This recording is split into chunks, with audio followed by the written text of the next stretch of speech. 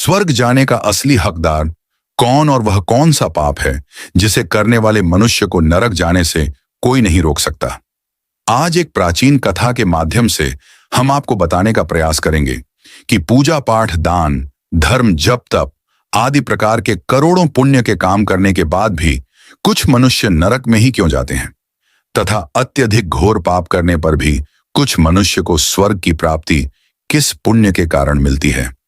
ऐसा वह कौन सा पुण्य है जो मनुष्य के करोड़ों पापों का नाश करता है, और ऐसा वह कौन सा पाप है जो उसके करोड़ों पुण्यों को नष्ट कर डालता है। तो चलिए दोस्तों, बिना देरी किए शुरू करते हैं।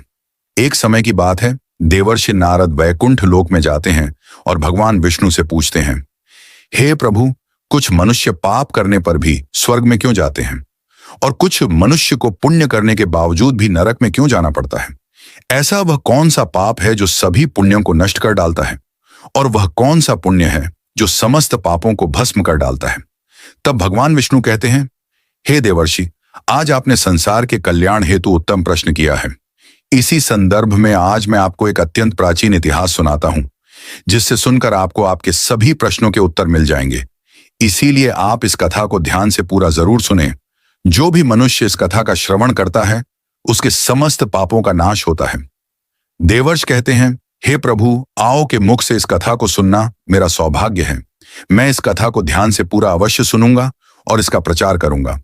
भगवान विष्णु कहते हैं, हे देवर्षि, पूर्व काल की बात है, मध्य देश के एक नगर में एक ही समय पर 5 मनुष्यों की मृत्यु हो जाती है और वे सभी मृत्यु के पश्चात यमलोक में पहुंच जाते हैं। यमलोक पहुंचने पर वहां का दृश्य देखकर वे सभी भयभीत हो जाते हैं। उनका अंग अंग कांपने लगता है। यमलोक में विशालकाय आकार वाले यमराज सुवर्ण से बने सिंहासन पर विराजमान होते हैं। उनके पास चित्रगुप्त बैठे होते हैं, जिनके पास सभी प्राणियों का लेखा जोखा रखा हुआ है। यम के दूत प्राणियों को आगे धकेल रहे होते हैं। कुछ मनुष्य जोर जोर से विलाप कर रहे होते हैं, तो कुछ मनुष्य अत्यंत प्रसन्न होकर चल रहे होते हैं।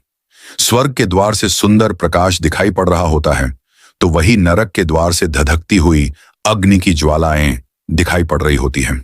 इस भयानक दृश्य को देखकर वे पांचों एक दूसरे से बात करने लगते हैं और अपने अपने पाप के विषय में चर्चा कर रहे होते हैं।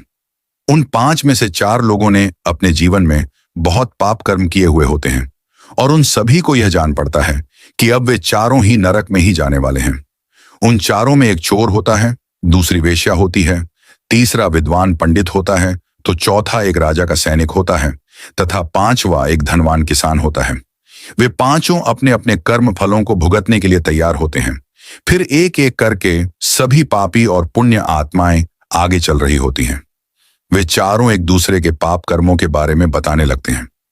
पहले चोर कहता है, भाई, मैं तो पक्का नरक में ही जाऊंगा, क्योंकि मैंने बहुत बार चोरी की है, दूसरों का धन लूं है, दूसरों को तकलीफ दी है, लेकिन ऐसा मैंने मजबूरी में किया था।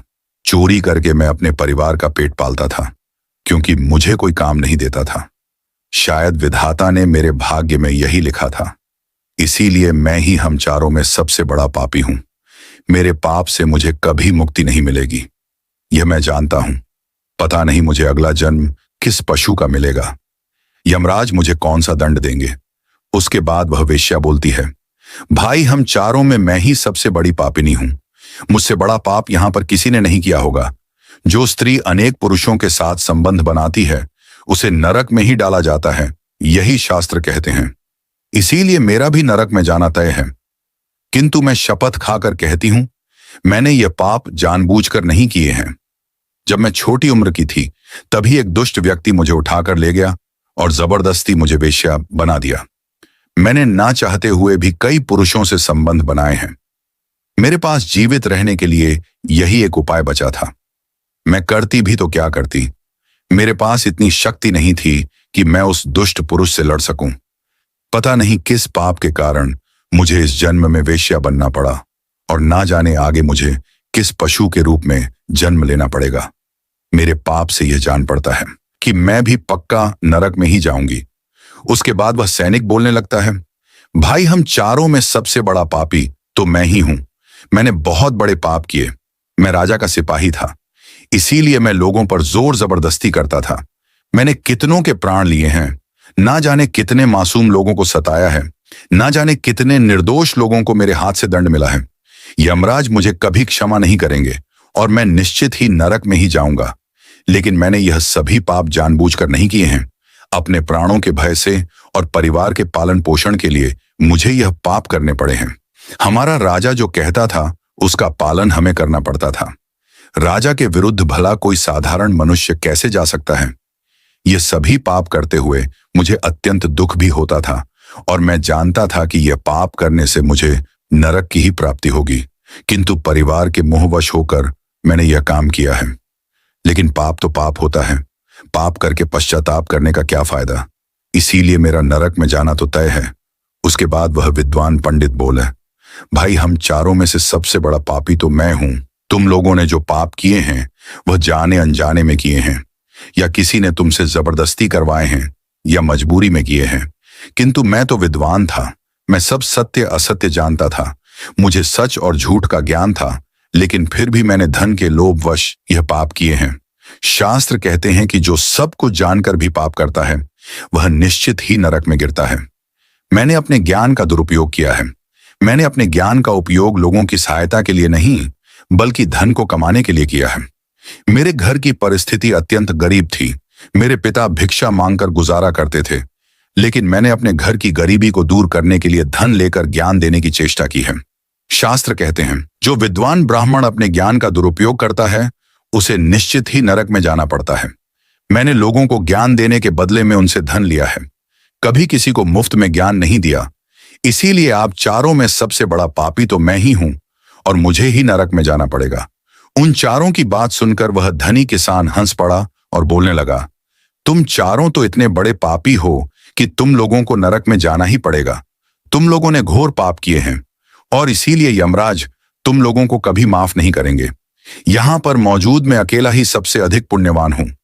मैंने अपने जीवन में बहुत पूजा पाठ किया है, ब्राह्मणों को दान दक्षिणा दी है।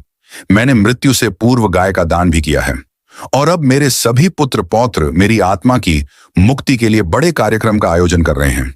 वे मेरे लिए श्राद्ध दान तर्पण कर रहे हैं, यज्ञ कर रहे हैं। इसीलिए मैं सबसे अधिक पुण्यवान हूं। मेरी 3 पत्नियां और 10 पुत्र हैं। इतने लोग मेरी मुक्ति के लिए उपाय कर रहे हैं। और हां, मैंने अपने जीवन में कभी कोई पाप नहीं किया है और जाने अनजाने में किए भी होंगे तो मेरे पुत्रों के श्राद्ध आदि के कार्यों द्वारा मेरे पाप भी नष्ट हो जाएंगे। मैं नित्य देव पूजा करता था, मंदिर जाता था, द्वार पर आए अतिथियों को भोजन कराता था। इसीलिए मुझे पूरा विश्वास है कि यमराज मुझे नरक में नहीं डालेंगे और मुझे मोक्ष की प्राप्ति निश्चित ही होगी। फिर वे पांचों धीरे धीरे आगे बढ़ने लगते हैं और फिर जब उनका समय आता है तो उन पांचों के पाप और पुण्य के कर्मों का मूल्यांकन किया जाता है। सबसे पहले बारी आती है उस चोर की और फिर चित्रगुप्त उसका लेखा जोखा निकालते हैं। कुछ देर तक विचार करने के बाद, उसके पाप पुण्य का मूल्यांकन करने के बाद यमराज उसे स्वर्ग में जाने के लिए कहते हैं। इस निर्णय को सुनकर चोर आश्चर्य में पड़ जाता है और बड़ी ही प्रसन्नता से वह स्वर्ग के दरवाजे की ओर चला जाता है। दूसरी बारी आती है वेश्या की। चित्रगुप्त उस वेश्या का भी लेखा जोखा निकालते हैं और कुछ कुछ देर तक विचार करने के बाद उसके पाप पुण्य का मूल्यांकन करके यमराज उसे भी स्वर्ग में जाने के लिए कहते हैं। इस विचित्र निर्णय को सुनकर वह वेश्या भी आश्चर्य में पड़ जाती है। उसे यमराज के निर्णय पर विश्वास नहीं होता है और वह बिना कुछ कहे ही बड़ी ही प्रसन्नता के साथ स्वर्ग के द्वार की ओर चली जाती है। फिर तीसरी बारी आती है उस सिपाही की। चित्रगुप्त उसके भी कर्मों का लेखा जोखा निकालते हैं और कुछ समय विचार करके उसके पाप पुण्य का मूल्यांकन करके यमराज उसे भी स्वर्ग में जाने के लिए कहते हैं। इस निर्णय को सुनकर वह सिपाही भी सोच में पड़ जाता है और बड़ी ही प्रसन्नता के साथ वह स्वर्ग के द्वार की ओर निकल जाता है। फिर चौथी बारी आती है उस विद्वान ब्राह्मण की। चित्रगुप्त उस ब्राह्मण के कर्मों का लेखा जोखा निकालते हैं और कुछ देर तक विचार करते हैं। फिर यमराज उस ब्राह्मण को भी स्वर्ग में जाने के लिए कहते हैं। फिर वह विद्वान ब्राह्मण विचार करता है, मैंने तो पाप किया है, फिर मुझे क्यों स्वर्ग में भेज रहे हैं? फिर वह भी मन ही मन प्रसन्न होकर स्वर्ग के द्वार की ओर चलने लगता है। उन चारों को स्वर्ग में जाता देख वह धनवान किसान बहुत दुखी और क्रोधित हो जाता है। वह सोचने लगता है कि यह कैसा न्याय है। इन पापियों को स्वर्ग जाने का मौका मिल रहा है, फिर मैंने जो पुण्य के काम किए हैं उनका क्या पापी और पुण्यवान एक ही जगह पर डाले जाएंगे? तो पुण्य करने का फायदा ही क्या। फिर उस धनवान किसान को यम के दूत जोर से धकेल देते हैं और कहते हैं, अरे पापी, तू आगे चल, तुझे नरक में डाला जाएगा, यमराज तुझे माफ नहीं करेंगे। यह सुनकर वह धनवान किसान भयभीत हो जाता है और कहने लगता है, हे यमदूतों, मैं तो स्वर्ग में जाऊंगा, मैंने कोई पाप नहीं किया है, मैंने जीवन में बहुत पुण्य किया है, देख लेना यमराज, मुझे स्वर्ग में ही भेजेंगे। फिर वह धनवान किसान यमराज के सामने आकर खड़ा हो जाता है। चित्रगुप्त उसके कर्मों का लेखा जोखा देखते हैं और उसके पाप पुण्य के कर्मों का मूल्यांकन करते हैं तो उसके पाप का पलड़ा भारी हो जाता है और यमराज उस धनवान किसान को कहते हैं, अरे दुष्ट, तूने तो बहुत बड़ा अपराध किया है, तू तो नरक में जाने के ही योग्य है। इतना सुनते ही वह किस्सा थर थर कांपने लगता है और यमराज से कहता है, हे धर्मराज, यह अन्याय है, मैंने तो जीवन में कोई पाप नहीं किए हैं और पुण्य ही किए हैं, आप मुझे नरक में क्यों डाल रहे हैं। और मुझसे पहले जो 4 लोग गए थे वे तो घोर पापी थे, उन्होंने बड़े बड़े पाप और अपराध किए हैं, उन्हें तो आपने स्वर्ग में डाल दिया है, आप ऐसा अन्याय मेरे साथ क्यों कर रहे हैं। अगर ऐसा अन्याय होगा तो भले कौन सा मनुष्य धरती पर पुण्य करेगा। फिर यमराज कहते हैं, अरे पापी, तूने जो पाप किया है वह तो उन 4 के पापों के सामने कुछ भी नहीं है, तेरे एक पाप के कारण तेरा सारा पुण्य फल नष्ट हो गया है। यदि तूने यह पाप नहीं किया होता तो तू स्वर्ग में जा सकता था, लेकिन तूने यह पाप जानबूझकर किया है, इसीलिए तुझे नरक में अवश्य जाना पड़ेगा। उस चोर ने तो मजबूरी में चोरी की थी, किंतु वह चोर दूसरों की भूख मिटाता था, गरीबों को दान करता था, उसने कभी किसी निर्दोष और गरीब व्यक्ति के घर चोरी नहीं की। उसके पुण्य कर्म उसके पाप से अधिक थे, इसीलिए वह स्वर्ग में गया। दूसरी जो वेश्या थी वह अपने मन से वेश्या नहीं थी, उसे जबरदस्ती डाला गया था और उस वेश्या ने केवल अपने शरीर को पीड़ा दी है, लेकिन बाकी कार्य तो उसने पुण्य के ही किए हैं। वह पशु पक्षियों को रोज दाना डालती थी, जानवरों की सेवा करती थी, इसीलिए उसका भी पुण्य पाप से बड़ा था। तीसरा, वह सिपाही था जिसने राजा के हुकुम का पालन किया था, किंतु उसने भी बहुत पुण्य के काम किए हैं, उसने कई बेसहारा लोगों की मदद की है, इसीलिए वह भी स्वर्ग में ही गया है। और चौथा, वह विद्वान ब्राह्मण था, उसने अपने ज्ञान का दुरुपयोग अवश्य किया है, किंतु वह नित्य गाय की सेवा करता था, दान धर्म करता था, इसीलिए उसके भी पुण्य पाप से अधिक थे और वह भी स्वर्ग में ही गया है। इतना सुनकर वह धनवान किसान बोलता है, हे धर्मराज, इन 4 ने जो भी पुण्य किए हैं वह तो मैंने भी किए हैं, बल्कि उनसे ज्यादा किए हैं, फिर भी मैंने ऐसा कौन सा पाप किया है जो मुझे नरक में भेजा जा रहा है। यमराज कहते हैं, हे दुष्ट, याद कर, तूने उस अबला विधवा नारी पर गलत लांछन लगाया था कि उसने तेरे घर पर चोरी की है, और इसके साथ ही तूने उसके ऊपर कई अन्य गलत लांछन लगाए थे। उसे व्यभिचारिणी और वेश्या कहकर उसके चरित्र का हनन किया है और राजा ने उसे सत्य समझकर उस अबला विधवा नारी को मृत्युदंड दे दिया था। हे पापी मनुष्य, ब्रह्म हत्या, चोरी, मदिरापान आदि प्रकार के घोर पापों से भी प्रायश्चित करके मुक्त हो सकता है, किंतु दूसरों पर गलत लांछन लगाने पर कोई प्रायश्चित नहीं है। जो दूसरों पर गलत आरोप करता है, सत्य जानकर भी दूसरों को झूठ कहकर उनके पर दोष डालता है, वह तो सबसे बड़ा पापी है, उसके द्वारा किए गए सभी पुण्य नष्ट हो जाते हैं। इसीलिए तूने जितने भी पुण्य किए हैं वे सभी उस एक पाप के कारण नष्ट हो गए। फिर यमराज यमदूतों को कहकर उस पापी किसान को नरक ले जाने के लिए कहते हैं और वह किसान रोता हुआ विलाप करता हुआ नरक के मार्ग पर चलने लगता है। हे देवर्ष, इस प्रकार से उन 4 ने पाप करके भी उन्हें स्वर्ग की प्राप्ति हुई है, किंतु उस किसान ने जघन्य अपराध किया है, किसी अबला स्त्री पर गलत लांछन करके उसका चरित्र हनन किया है। एक स्त्री सदा ही पूजनीय है, जो भी पुरुष स्त्री पर गलत आरोप करता है उसे महापाप लगता है। कभी किसी स्त्री की दुर्बलता का फायदा नहीं उठाना चाहिए, पराई स्त्री को सदैव ही माता समझना चाहिए। जो पराई स्त्रियों पर गलत दृष्टि डालता है उसे पाप ही लगता है।